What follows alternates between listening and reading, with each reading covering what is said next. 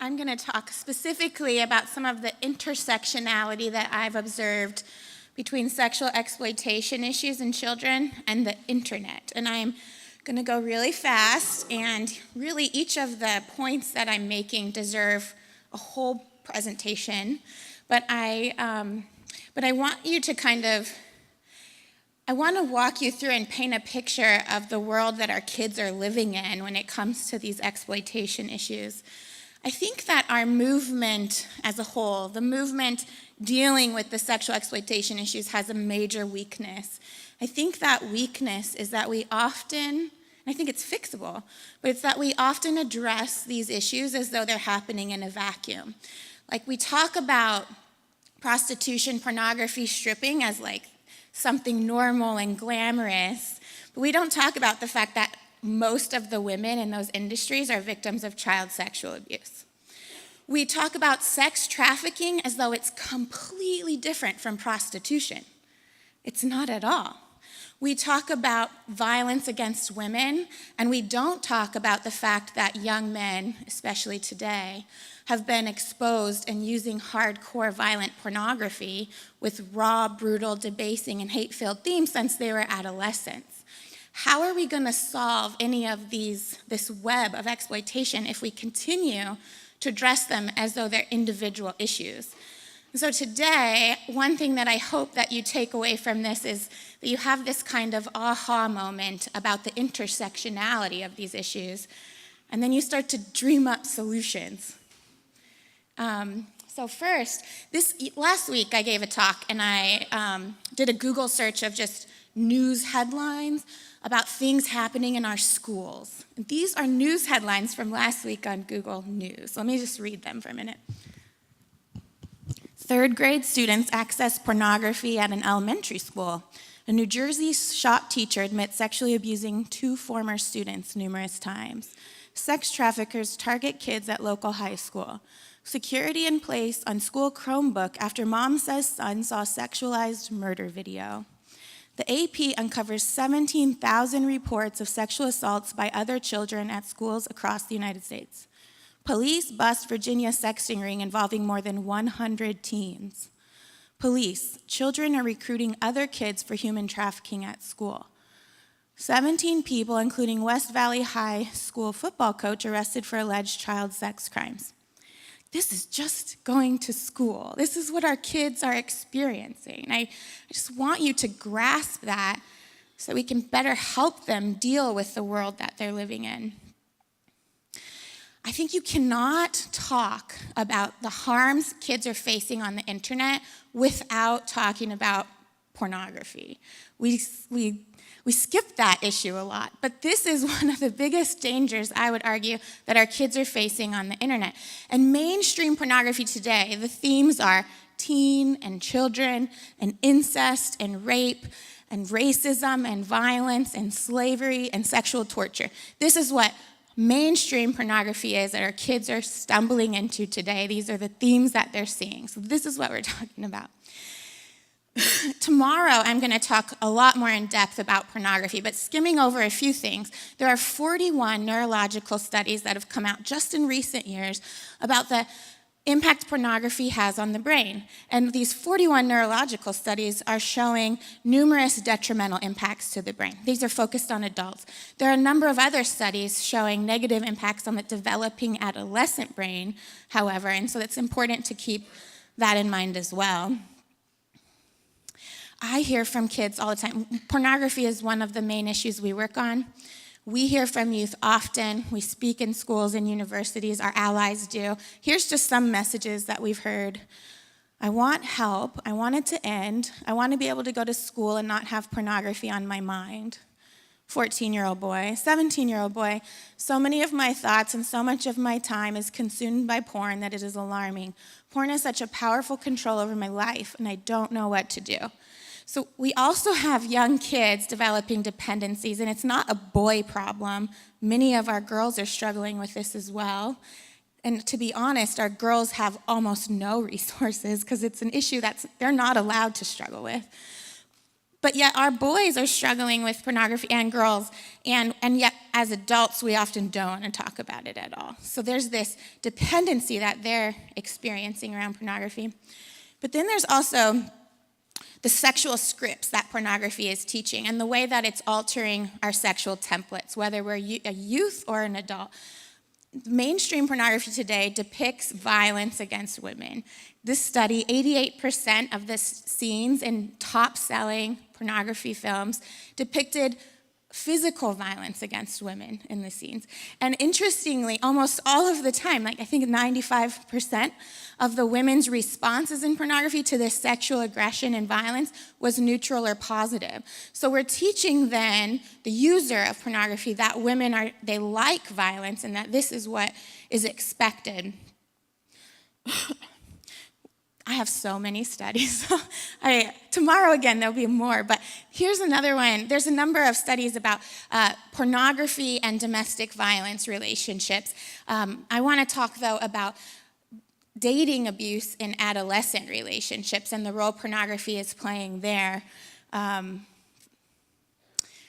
Research is showing that adolescent dating abuse is associated with more frequent pornography use, viewing pornography in the company of others, and being asked to perform a sexual act. 50% of adolescent dating abuse victims report that their partner asked them to perform something that they saw in pornography also.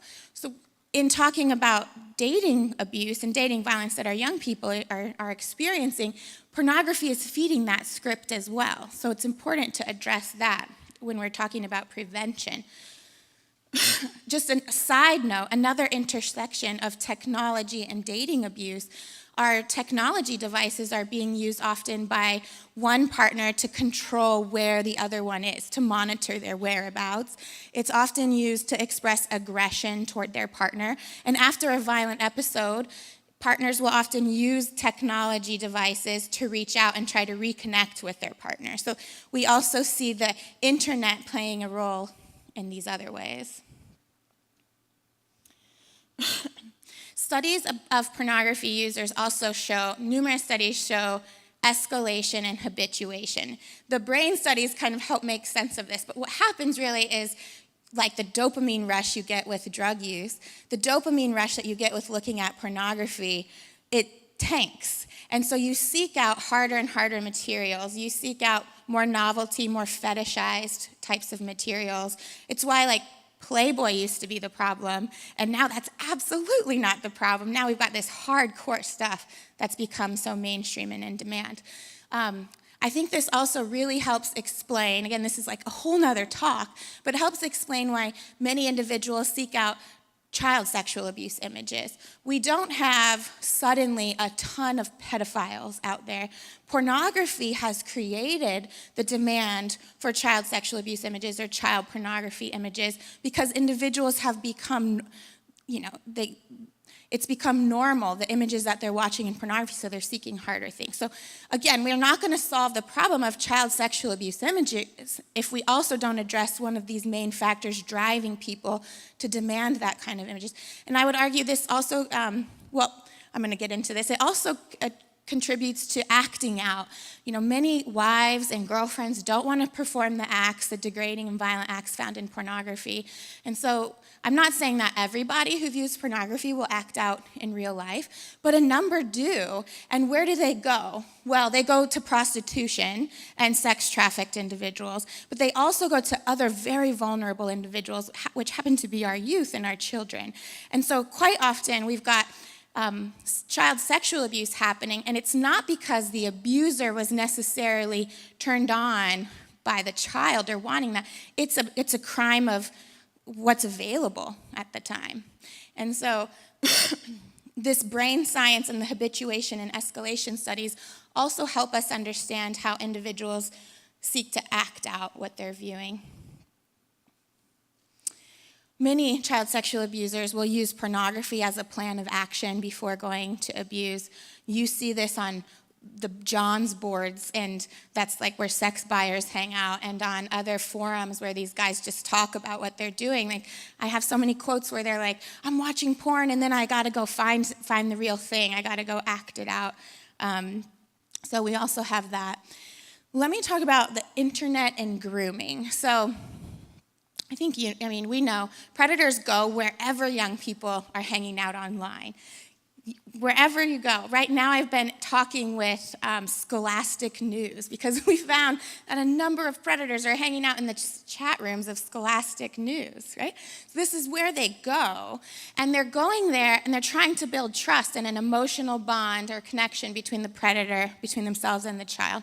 Frequently, these guys will use, generally men, will use pornography to diminish the child's inhibitions, to train them on what they're expected to do.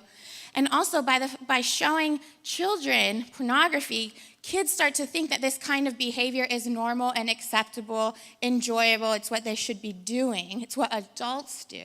And this gets me to the point of child-on-child sexual abuse, which has been my particular interest, crazy interest, for the last 2 years, is really starting to try to talk about and address this phenomenon of child-on-child sexual abuse.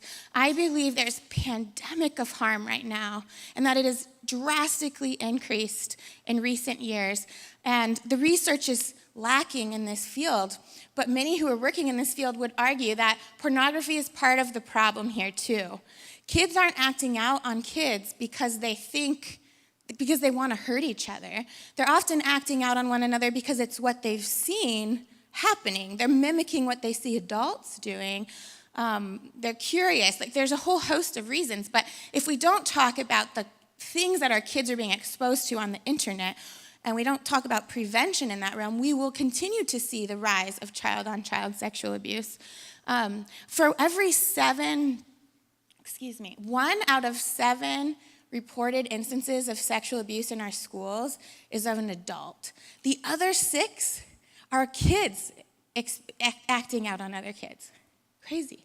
15 to 20% of arrests annually in the United States for child sexual abuse offenses are of minors. And almost nobody's reporting this to the media, to the police. I think often, if this was my kid, or if my kid was abused by another child, would I report it?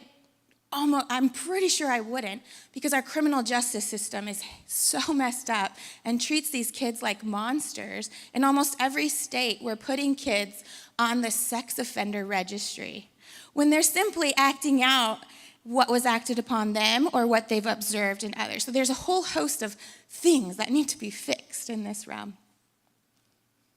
We actually have a huge symposium in DC coming up in 3 weeks. So if you're interested in this, if you can't make it all the way there, we're live streaming it as well.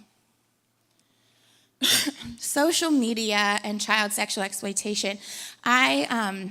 I think this is really new because I have talked to top leaders in the sex trafficking world, and they have no idea. But a few months ago, I was asked to come to a drop-in center in DC to meet with a few of the girls who were there.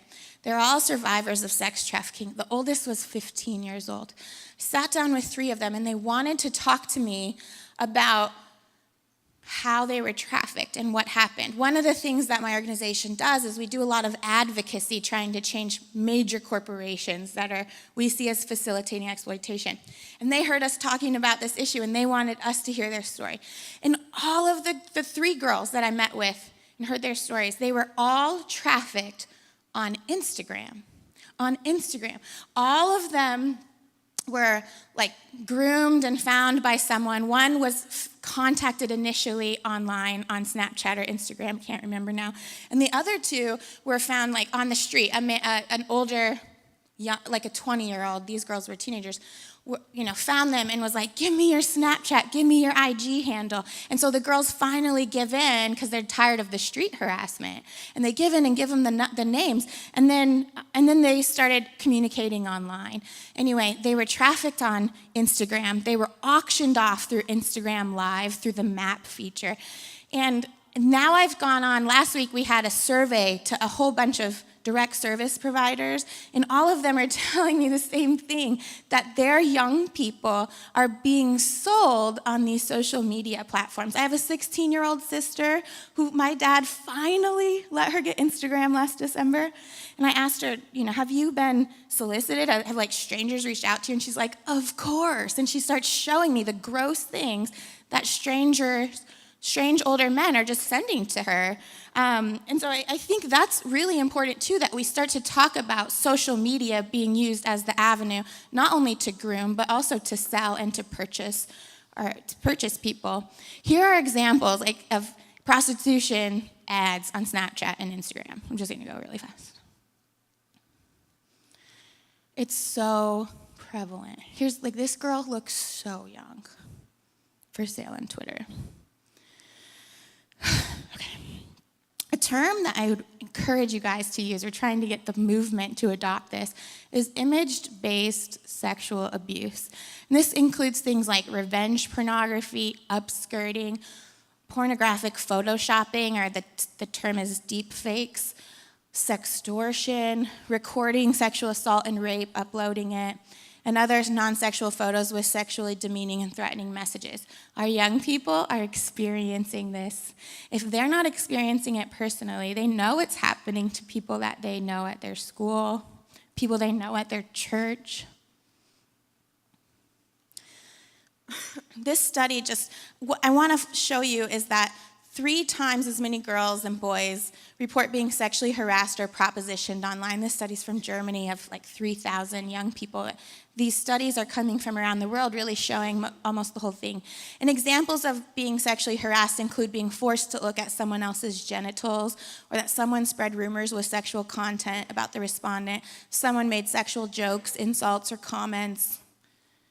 Here are just a couple screenshots of harassing text messages that are any of you dating online or have friends who are dating online? Every single one of my friends dating online has experienced this multiple times, this kind of harassment and hateful talk. And this is happening to our it's not just happening to the 20-year-olds dating online. It's happening to our young people too. The pressure to get involved in sexting, a real problem. I'm almost out of time, but let me just talk about how 61% of teens who sent a sext indicated that they were being coerced. Frequently, we see sexting being used as a form of a continuance of offline coercion happening online. This one 15-year-old girl, I sent my boyfriend a naked picture after he insisted, and he was going to break up with me if I didn't. Now he's threatening to send it to everyone if I don't have sex with him. I'm only 15. This is just so common, so common. And lately, it feels like it's just increased so drastically. But a number of the stories that I've heard of young girls who are being sex trafficked, sexting is such a part of their story. So often, what happened initially was they sent nude images to their boyfriend. And then that boyfriend holds that over them, threatening to send it to their family, to their school, to everyone that they know. If they don't, in exchange, do whatever that boyfriend says to do. This is the story I hear over and over again. Yet, as we're talking about sex trafficking prevention, I don't hear people talking about sexting or how we need to talk to our young people about that issue. I'm going to end with this, right? This is the world that our young people are living in. I have a lot of victories to share. Just really quick, we've changed Google. Google just this year, I've been begging them. They've made a lot of changes. We've begged. They're have a lot of bad policies too. But one thing I've begged is that they would put safe search in Google Images where people could see. Safe search is like the built-in filter. It works really well. If you type in sex, for example, in Google Images, you will see thousands of images of hardcore pornography with a focus on the genitalia. You won't see pictures of reproductive system or scientific images of genitalia. No, you see hardcore, unless you turn safe search on. Finally, Google just put it in the top right corner. It's a big help. It's not going to solve the whole problem, but we got to celebrate where we can. Congress passed a fantastic law that now holds major websites accountable if they facilitate sex trafficking and prostitution online. This has been incredible change for that fight.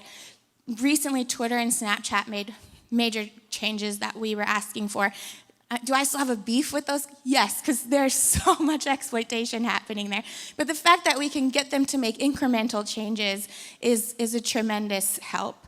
Amazon was selling thousands of child sex dolls.